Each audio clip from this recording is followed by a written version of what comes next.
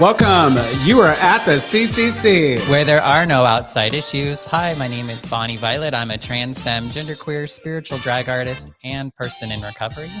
Hi, my name's Anthony. I'm an addict and alcoholic, a 7th-year doctoral student in clinical psych. I care about you, and I'm filming live from Bethlehem, Pennsylvania. Bethlehem. And I'm Lulu, and I am a former Miss Castro Country Club. My pronouns are he and him. I am in recovery for crystal meth and alcohol, and I am always in search of balance. And each week, we will provide and create a brave space where we engage in topics of recovery. Our intention is to hold and inspire better spaces for people in recovery by tackling topics sometimes used to separate us. But before we do that, like, subscribe, ding that bell, ding, ding, ding, ding, ding, ding. Absolutely. Ding. Now, one other thing before we go on, the opinions expressed here are solely our opinions. They're not the opinions of the Castro Country Club. We don't represent any particular program. As usual, don't take advice from a podcast. Don't listen too closely to what we say. And because the sound isn't great, or because we might steer you in the wrong direction, and if you walk into traffic, we don't want to be responsible for that.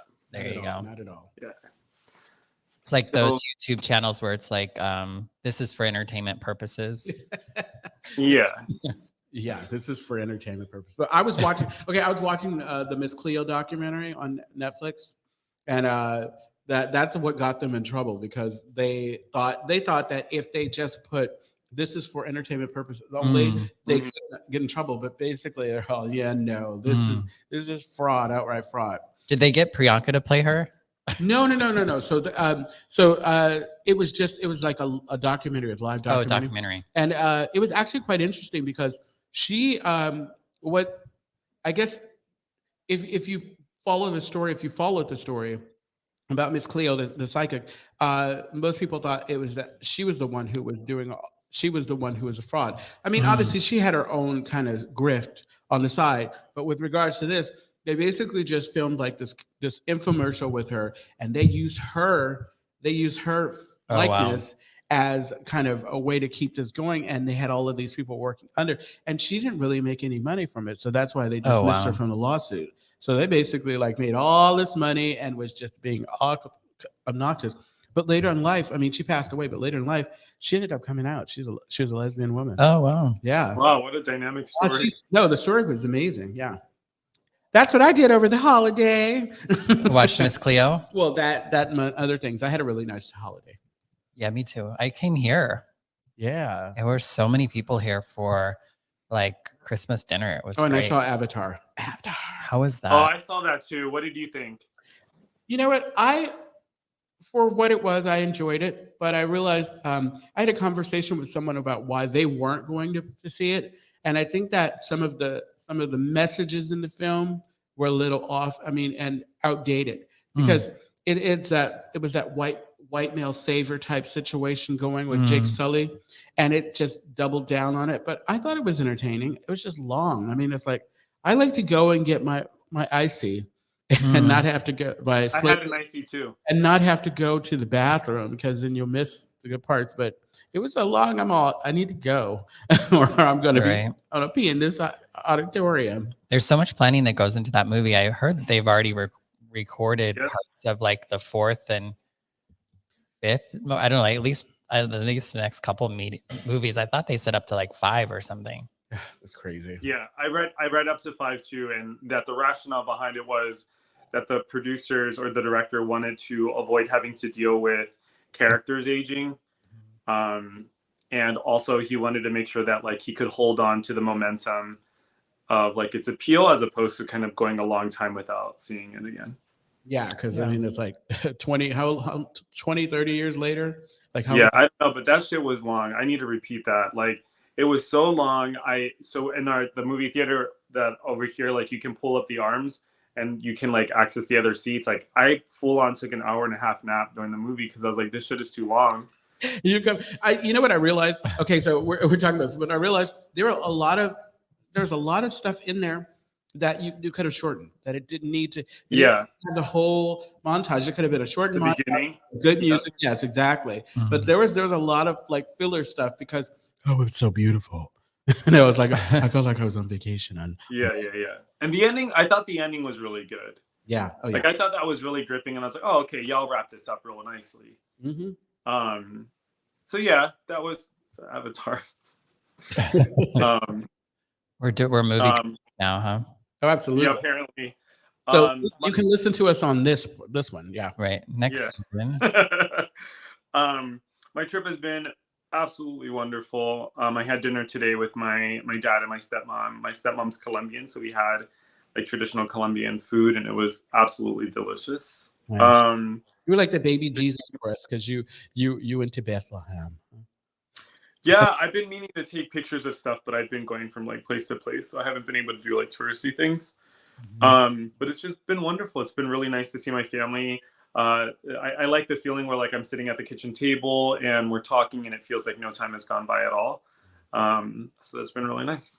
And that connection, like when you're with family, that connection that you have, that's just that, like, yeah, it's amazing. Yeah, it's really nice. And all of that to say that I also miss everyone back in San Francisco. I feel like my sober community in San Francisco made this particular trip possible, right? Because I went estranged from my family for such a long time, and while I was estranged, like I had all the community, like my sober community in San Francisco, that was like taking care of me and like helping me like get past certain things. And and I feel like I owe this trip to a lot of those people. You were missed on Friday, and your special blend of organization at game night was definitely missed. Yeah, I mean, I definitely want to go back. I miss everyone. Shall we talk about today's topic? Yeah. Oh, hi, Erica. Hey, Erica. Hey. So today's topic, in keeping with our tradition, today is our retrospective. So we're reflecting on this past year, lessons that we've learned. This is definitely an episode where if you're listening in and you have some lessons you've learned along the way for this year, we absolutely want to hear you. But in the meantime, we'll talk about some of the things that we learned this past year. And so with that being said, what have folks come up with since the last time we spoke?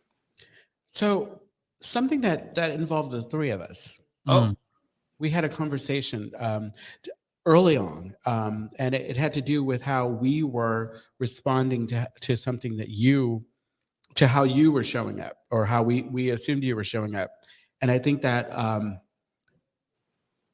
without going too far into detail or whatever, what I realized is like, I mean, it's important to pay attention to folks, to not just dismiss. Just because my experience says one thing doesn't mean that that's what's really going on. Kind of like with dismissing what you're going through as being overreactive or whatever. You remember all the conversations we had? Of course, yeah. But I think what I learned in that is, okay, so I've got to pay attention to the bigger picture, because you made some amazing points for me as a Black man that I did not want to glaze over and not take seriously, because so often folks will assume, like at work is a perfect example. My tone, how someone will dismiss it as snarky, when I'm thinking, this is just me talking. You don't like the way that I'm talking or whatever, my matter of fact tone that comes from trauma or whatever.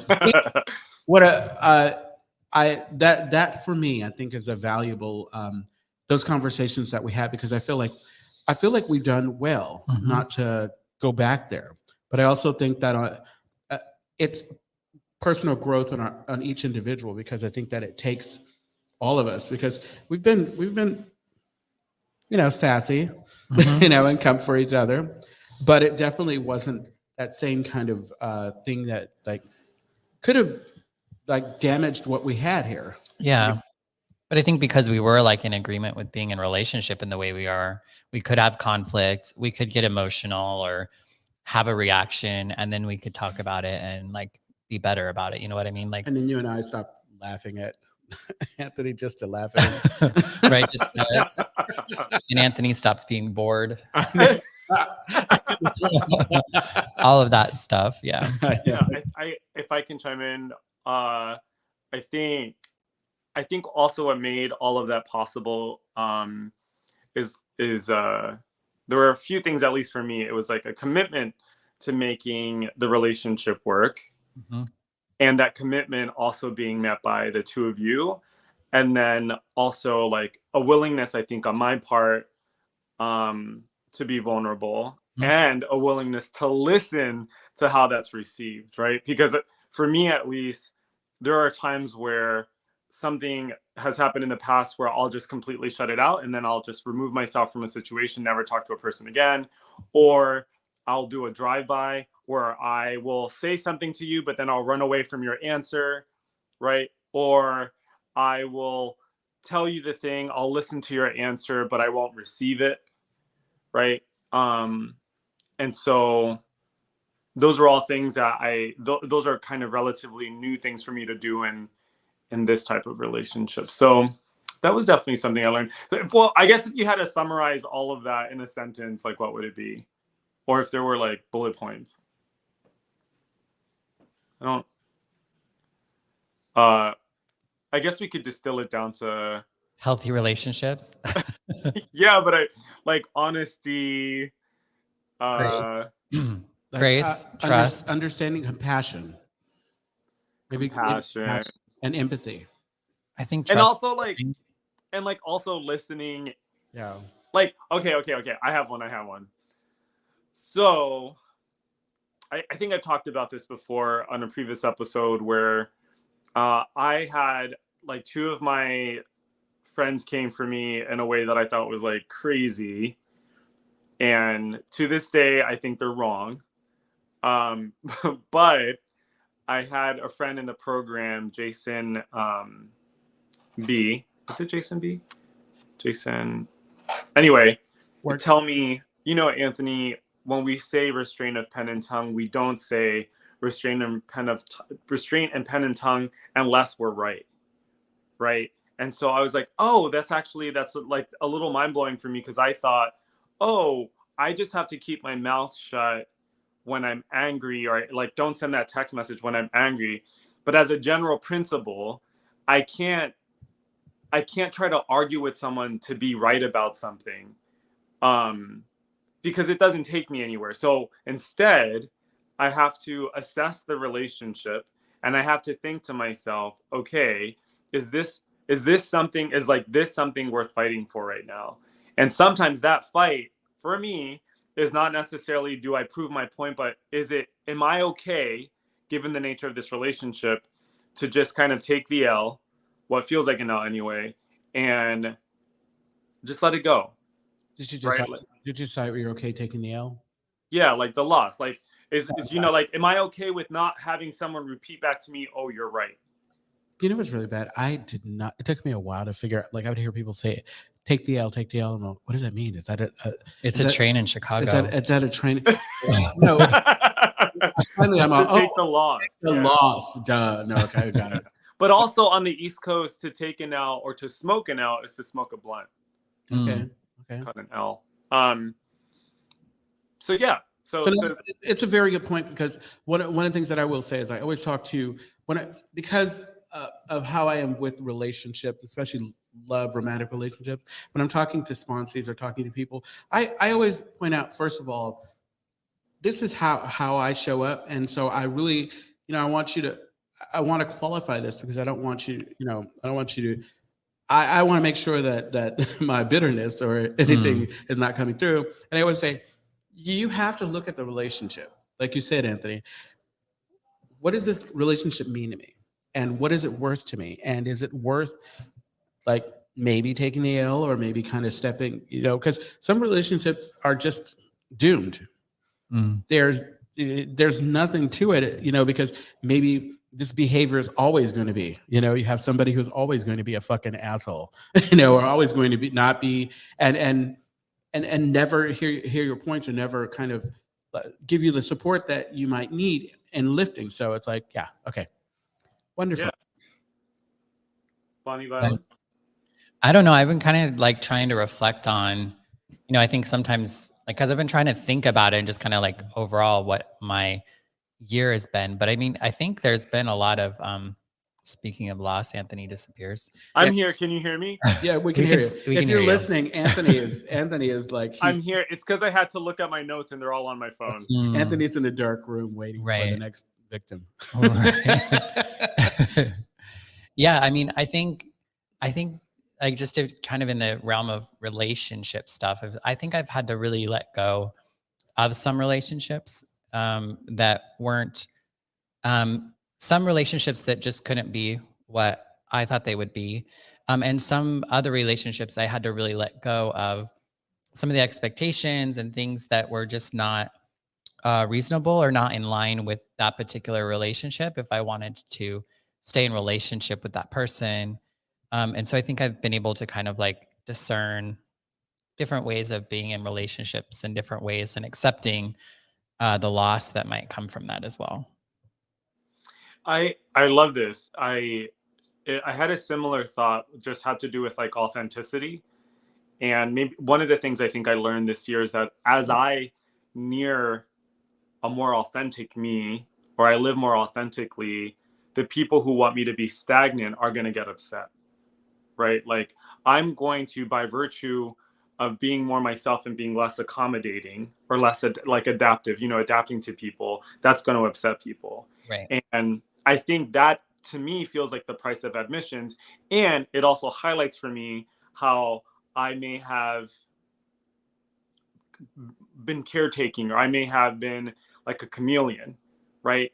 Because what I'm losing is not necessarily a relationship that's a relationship that I guess no longer serves me, right? It was serving a part of me that maybe was afraid, right? Maybe it was serving a part of me that needed to be liked. But just recently in the last couple of years, not the last couple of years, but in like this last year, I'm like, oh, actually the trade-off is actually, it feels much better. I get to not have to feel like restrained, and I don't have to feel so restricted in my conversations or how I show up if I'm not putting myself in the company of someone who makes me feel that way. Mm-hmm. I think that's the gift of recovery, like acceptance of myself and how I'm showing up. Yeah. Not dimming my light, like as they might say, to make someone else feel better. Right. Not apologizing. And it's like in conversations that we had, like we had the show we had our Kiki sessions, and they became and they rightfully so got a little political, because we all are in, trans people, color, Anthony, we all have our things or whatever Right. that we're passionate about. And I think that, tying into the topic, I think that as timid as I was about like, oh, we should have another show to explain it, we don't need to do that. Mm-hmm. We're going to reach who we reach. Right. And that's been the beauty. And they're going to of like this. us or they're not. That's been like the beauty us. of this. It's Yeah. not about tone. It's not about like molding or shaping our conversation so that we can reach a certain person. It's about having our conversation so that we reach the people who are supposed to be reached. Right.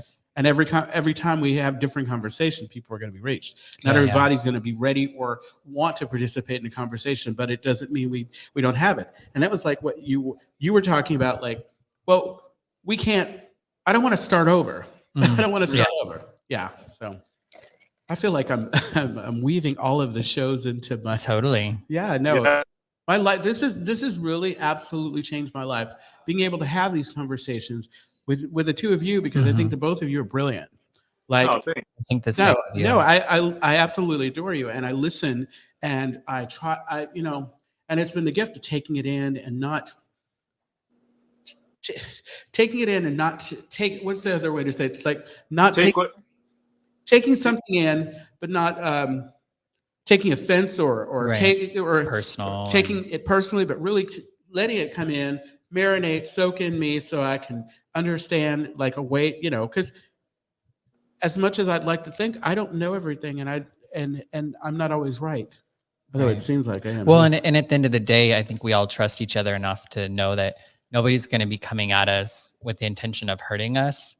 So if we are feeling hurt by them, or we're feeling hurt by what's said, that's something to kind of like investigate. And maybe that involves that's some self-reflection and searching, and then also having a conversation. I think we've had some pretty challenging, I think, conversations. And I know I've had conversations with you all in ways that I wish I had in other relationships as well. So, I mean, I feel like we've been able to model and grow and go through a lot of, I think, what it is to be in a healthier relationship and a relationship in recovery as well. Yeah. I think that's something that's been really strengthened this past year. Recovery for me, one of the things, like, I feel like I could have done a better job, like, just from where I'm standing, is although, I choose an abstinence only program, AA, my life is centered around AA. I do think there is a lot of value in other programs. And I'm saying that because I've learned a lot from AA, and my recovery this year has felt very different. It's felt super healthy. And at the same time, I feel like there's more out there for me to learn, that maybe I can be more intentional about. I'd love to hear, if folks are listening in and they don't do AA, or maybe they're not even sober, but they have thoughts and stuff like that they would want to share. I want to hear those, because sometimes I do feel like I live in a bubble, because basically like 95% of all my friends are in 12 step, and we all kind of say the same things and think very similarly when it comes to the way we organize sobriety. Absolutely. And if it weren't for work, that other Right. 5%, like something happened last night. I was in a meeting and an individual shared from the floor. Mitchell? Huh? No, Mitchell? An individual. an individual. Oh, okay. An individual. I was an individual shared from the floor, and they talked about how they weren't feeling a certain part of the steps, and they were this and that because they didn't work for them in the past, and blah blah blah, all this good stuff. And initially, I started like, oh yeah, one of these. But then I had a moment, and I realized, okay, this is what these are for. Mm-hmm. And this person, like, instead of looking at what this individual was going through as being defiant, Right. I saw the frustration, and I saw and I think that I don't know. It's like I just wanted to share that because I felt like that those moments. How we say sometimes we can't see the growth in ourselves. That was a moment of growth for me, because instead of making it about me, because I used to be, and sometimes I'm still like, when you say, you better not say anything bad about 12 step. Because it's what I'm doing. Because if you say something bad, and especially if it sounds like it's really kind of on point, it's going to really challenge what I'm doing. And I can't right now. It's like, you can't afford to get holes poked into that belief. Yeah, exactly. And I think that your point about, like, okay, great, we've been in a bubble, but I think that recovery, and I've said this before, everything that touches is a part of my recovery. And once you get past the initial not drinking or using or whatever, recovery becomes about so much more. It's not just meetings. It's not just and it is about harm reduction and all those other things. It's like some people find, like, really, there's so many different ways to explore it, and you can take everything that you want and make it better, because if anything that's going to help you be a better version of yourself, by all means, is a good thing. Right. Yeah. Did you have something, Anthony? I saw you were looking at your list, right? I was looking at my list, Bonnie Violet. You've been so sweet today. It's I like, know, right? It's like, come on, just I'm having such a good time over here. Yeah, I was thinking about my own happiness. And so when I originally did my 4th step, and for those who aren't familiar with the 4th step, basically it's a time when you look at all the people and all the things you've been angry with, and you kind of distill them, and you see what your part is in those experiences, so that you can get a better hold on what it will take to kind of make life a little easier, happier for yourself. So when I did my 4th step, one of the things I learned was I can't rely on other people to make me happy, which is a kind of like a very simple statement. And we talked about emotional sobriety at some point this year. And I talked about The New Frontier that was written by Bill Wilson. And that's one of the things he kind of arrives at is, while he's been doing all of these things, he's been very happy because he's, receiving this praise. And in the end, he realized actually it made him very unhappy because he was putting his happiness in the hands of other people. And eventually where he arrives at is that, obviously that we shouldn't do things with the intention of receiving praise, and that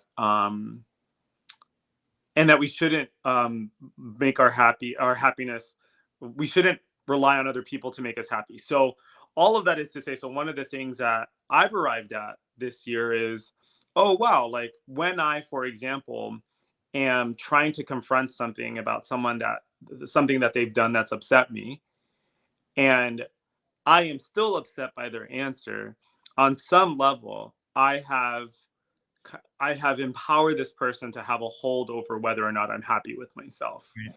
And that's the first thing. The second thing is when I try to argue with this person in order to make myself feel okay, I've already made a situation worse, because I could hold on to something and metabolize it, take it to my sponsor, to therapy or something. I can metabolize it, or I can now argue with you and now have to deal with the mess that I've made arguing with you, plus the stuff that I'm already dealing with. That's the beauty of the 10-step, because I have less of those opportunities. The 10-step, a regular 10-step reminds me, okay, yeah, if I feel like I need to raise my voice or challenge, maybe I hold on to this and come back to you later, because I can always argue with you later. Right. Yeah. I mean, I've been able, I think the cool thing about this last year is I've been able to identify the feeling that comes up that's normally a red flag for me. Whenever I feel so invested in something and I'm like, Anthony, literally, we're having pizza right now in a room where people are talking over each other. Like, what is really at stake here? Like, you're not going to change anyone's opinion. You're talking about a particular Sounds very moment. specific. It sounds Okay. Both of you. But you know what I'm saying? It's like, that's the time when what you're describing, that feeling, that sensation, that's when I know that I'm coming out of alignment with my higher power. Yeah. Because if I'm so kind of, and I'm not willing to hear anything around me, and I'm so kind of set with it, because I always believe that the way that I connect and stay connected with my higher power is by talking to people. Is like this right now. It's talking, allowing myself to be open to everything that's coming my way. Yeah. One thing I was thinking of, I think I was trying to figure out how to label it. I feel like in a lot of ways this year, I've allowed myself to, I want to say, be ugly, in the sense of just, I feel like I've had emotional responses with people that I normally would not have. I feel like I've gotten upset with my mom and I've told her so, and it's just not something that I do. Or I left a relationship because, and even if it was my fault, I don't care, I can't do this. Right. And so I think there was an element of me which all comes down to authenticity and really honesty. But allowing myself to just be human. Yeah. Instead of feeling like I have to contain all these emotions and I have to do everything right and correct and, all that sort of stuff. And I think in some ways I've just let myself, and in some ways it's just because, I've said this a lot, and I've labeled this year as probably one of the hardest years of my life, if not the hardest year of my life. And so I feel like I've held a lot of fear. I've held a lot of things that were not fun to hold and to sit through. But I didn't lose hope. I mean, there were times, but you know what I mean? I don't know. So I think that's part of it is I allowed myself to just kind of be in the mess and maybe not be stuck on being so productive or having, I've been unemployed most of the year and without a house. And, those are things that I never would have allowed myself to experience before for nothing. You know what I mean? And the reality is that I needed to let myself go in some of those areas of my life so that I could really grow. And I have yet to really see the benefit of what this year is going to mean for me, because it wasn't a lot of fear. It wasn't a lot of pain. It wasn't a lot for naught. I think it was extreme growth that I needed to go through in order to really become who I want to be, and I think 44 next year, I'll be 44. And I feel like that's going to be like a really great year for me. I love that. So I don't know if I learned anything, but I feel like that's what happened, Yeah, I know. Mm-hmm.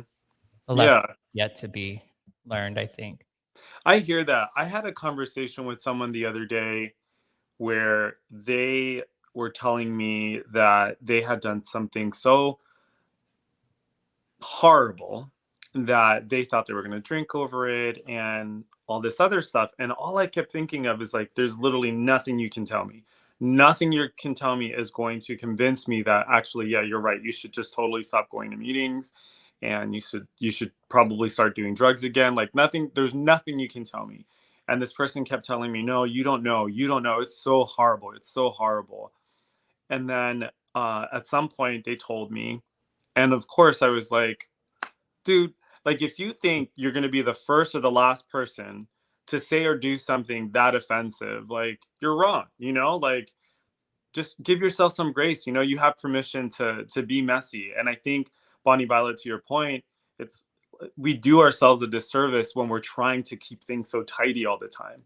Like sometimes I think I have to let myself fall apart a little bit. Like sometimes I have to let my apartment look hella crazy and messy just so that I can be okay.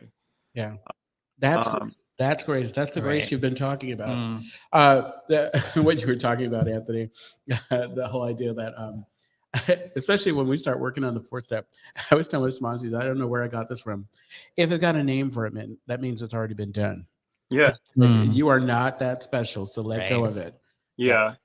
Maria Bamford, one of my favorite comedians, if not my favorite comedian, she has a whole bit where she says, basically something really similar. She's like, whatever you've done, you can Google it and someone's done it before. You know what I mean? Like there's literally nothing. And they've probably done it better. Oh, actually, on a side note, the funniest thing is like, okay, so Kathy Griffith, a comedian, she was talking about how she gave all of her neighbors cookies, and that's not the bad thing, but none of them would take them because she said only one of the cookies was poisoned. I don't know. I brought that up because you were talking about a comedian. Because this customer gave me some cookies, and I was telling people, but I opened up the cookies and I said, yeah, and the customer told me that only one of the cookies was poisoned. So see if they ate them. Something we were talking about before. Oh, Jaylon. Hello, Jaylon. I saw him last night at a meeting. I love you, Jaylon. So Jaylon says, my number one lesson this year was there's nothing wrong with elevation. I fear change, but I also fear staying too much the same. Yeah, absolutely. No, there's nothing wrong with it. There's nothing.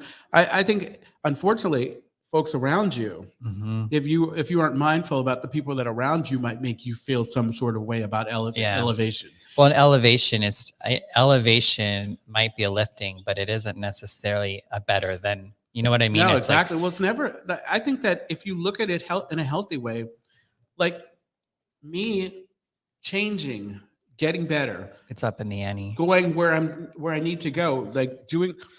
That's about me, and I don't need to compare it to anyone else.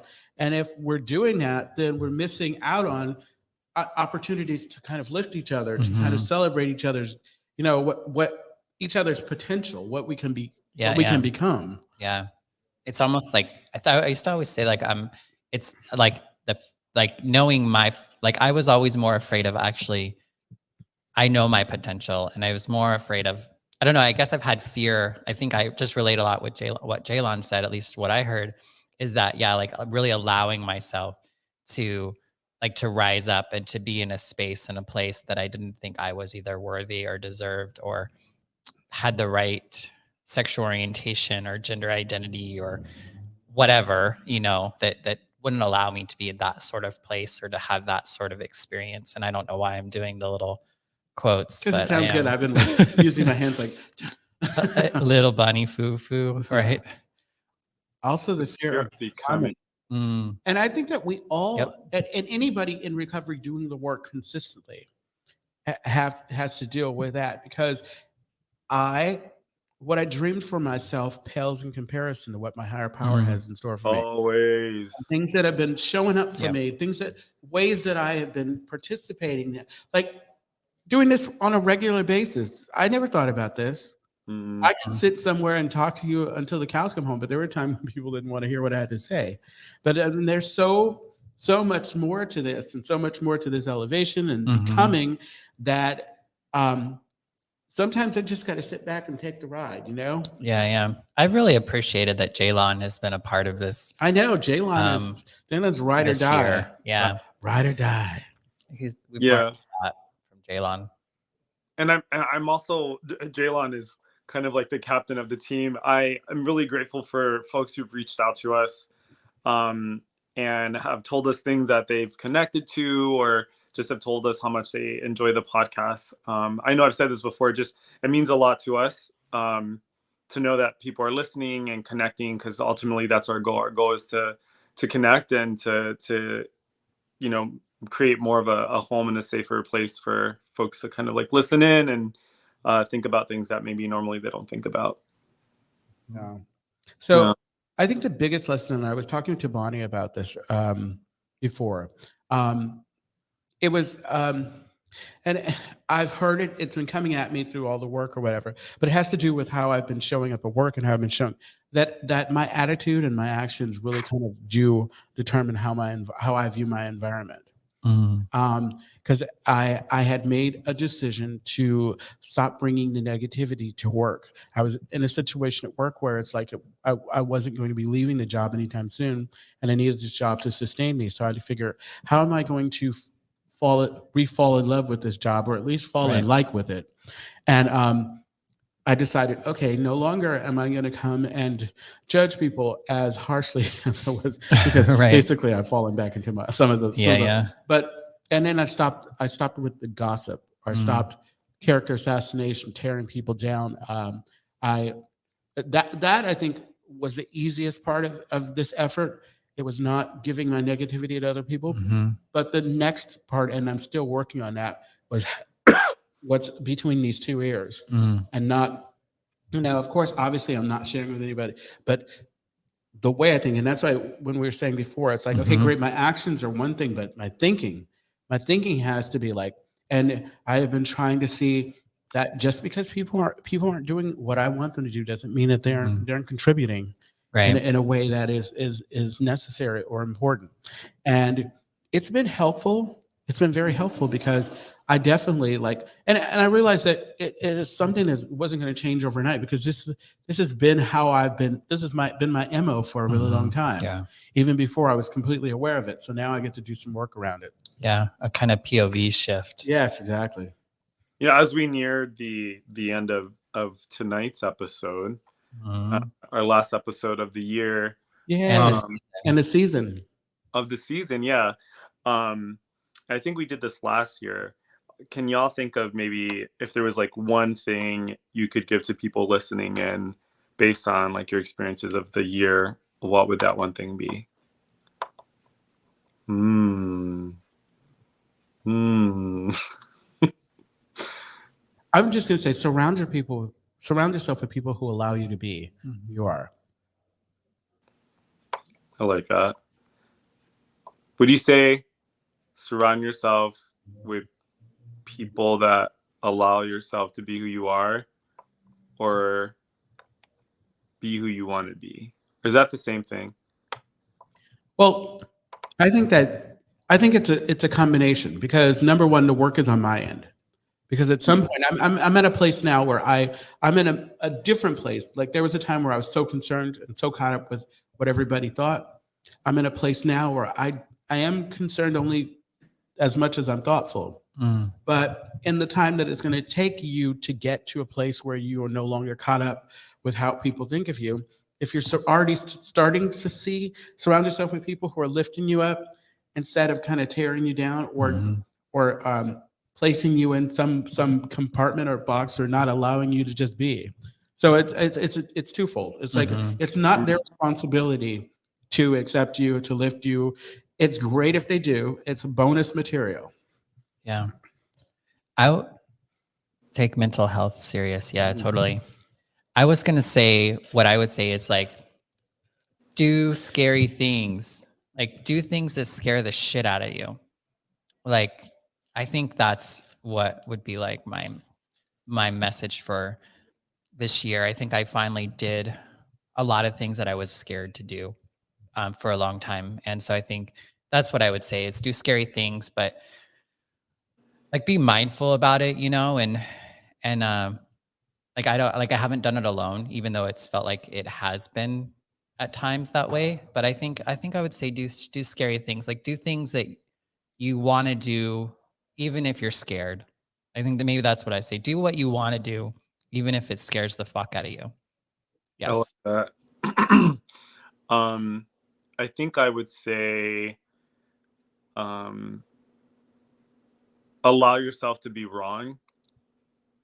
And for example, like using myself as an example, what if the person who I have all these thoughts about, what if all my thoughts about that person are wrong? Mm, Like what if all the things I'm telling myself are so horrible about this person are wrong? You know, there have been times where I'm listening to someone and I think they're like absolutely obnoxious. And then I remind myself, actually, this person has people in their life that love them, have people in their life that enjoy them, and they see something that maybe I don't see, right? And so maybe there's something that I might not be seeing, something I might be wrong about. And I think similarly, ideas that I might have about myself, maybe I'm wrong about the limitations I think I have, or maybe I'm wrong about the things I'm holding on to that make me upset. Because if there's anything that's been happening this year, and I think it also ties into both what you and Lewis were saying is, I've surrounded myself with amazing people. I've done things that have been scary, and I've also, which is kind of scary, I've also have kind of forced myself to kind of act as though maybe I'm wrong. mm, And what's been really wonderful is that I've been able to have restorative experiences, and I've had people around me that have been able to carry me through those things. And I think also, like, by doing things that are scary, if I do that repeatedly, I start to develop a muscle for it. mm. And then suddenly kind of my tolerance, or yeah, maybe not my tolerance, but things become a little less scary, or if they're not a little less scary, they're much more tolerable, right? I just get much more capable of handling those situations. Yeah. I got one of those Facebook reminders today of like, shit you posted once before. And on this day in 2014, I posted a photo of the childlike empress from the Neverending Story. Or yeah, the Neverending Story, right? You ever Go seen that? on. Anyway, Yeah. and she says, Yeah. it's always dark in the beginning. Okay, so The childlike empress. this is it. This is it. So Who are you? How do we reach you? well, Yeah. if you want to reach me, you can always reach me on the gram at LouisLou86. In the future, I realize that I need to have my TikTok. I tell people to what are you on TikTok? What TikTok? I'm Louis Lou 70 something. It's like it's really. Oops. Oh, well, I'm sure if you go to Lulu's Instagram, you can find It's their Louis Lou TikTok. 70. It's actually my birth year, so it's like on TikTok. But You used to say you were born in 86. no, 86 was my pager code. It was like, Oh, okay. 86. You're out of here. Calm down. Calm down. All right. You all can reach me, Bonnie Violet, at aqueerchaplain.org or on all the things at Aqueer Chaplain. Yeah. And you can reach me at @lucasccc on Instagram. I recently posted a video of me with my cousin's dog. Oh, nice. Okay. My Yeah. first personal post on Instagram. I saw you just started following the podcast today. Oh, I did. Yeah.